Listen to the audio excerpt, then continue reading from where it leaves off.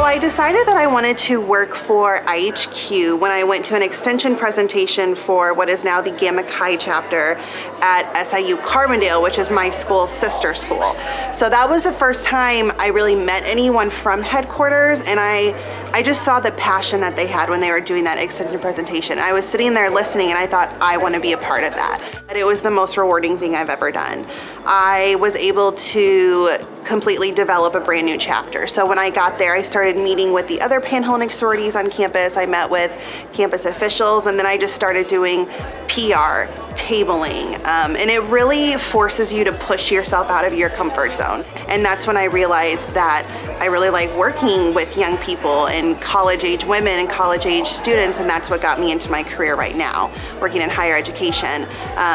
But once I got the women, just seeing how excited they were and how new everything about DPHE was to them, and just to see that I did that. I was part of their DPHE journey, and it was the most rewarding experience I've ever done.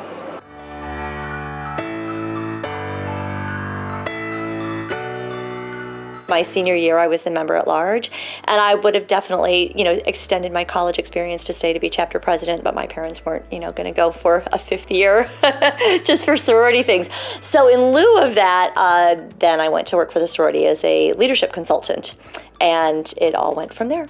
So my career in Delta Phi Epsilon, as I mentioned, was that as a senior I applied to be a leadership consultant. At that time we traveled for a year to chapters. There were 4 of us on the road for a whole year, traveling to chapters all around the US and Canada. It was a fabulous experience. It definitely strengthened my interest in working in student affairs. And so a year after I did my work as a chapter consultant, then I went to graduate school for higher education administration.